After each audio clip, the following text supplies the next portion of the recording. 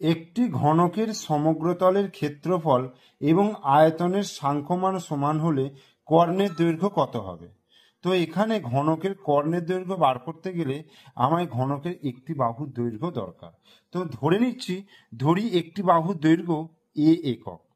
ঠিক আছে, ধরে নিচ্ছি ঘনকটির একটি বাহুর দৈর্ঘ্য হচ্ছে এ একক। তাহলে ঘনকের সমগ্রতলের ক্ষেত্রফলের সূত্র কি? 6 ইন্টু বাহু স্কোয়ার মানে 6 ইন্টু এ স্কোয়ার বর্গ একক। এটা হচ্ছে ঘনকের সমগ্রতলের ক্ষেত্রফল।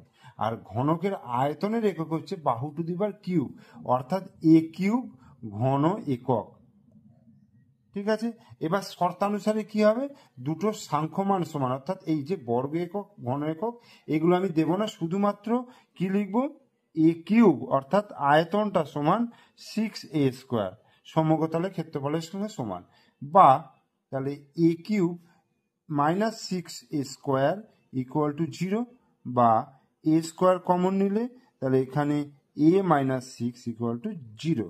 তাহলে এখান থেকে এ ইকুয়াল টু 0 পাচ্ছি, আর এ মাইনাস 6 ইকুয়াল টু 0, তার মানে এ ইকুয়াল টু 6। এটা এইবার এ ইকুয়াল টু 0 হলে কি হবে বলতো? এ ইকুয়াল টু 0 হলে বাহুর মাপটা যদি 0 হয়ে যায় তাহলে ঘনকটা একটা বিন্দুতে পরিণত হবে, তাই এ নট ইকুয়াল টু 0 হবে। তাহলে এ ইকুয়াল টু 6, অর্থাৎ বাহুর দৈর্ঘ্য 6 হয়ে গেল।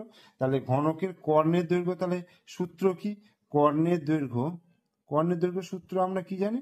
√3 ইন্টু একটি বাহুর দৈর্ঘ্য। একটি বাহুর দৈর্ঘ্য 6 বেরিয়েছে, অর্থাৎ 6√3 একক।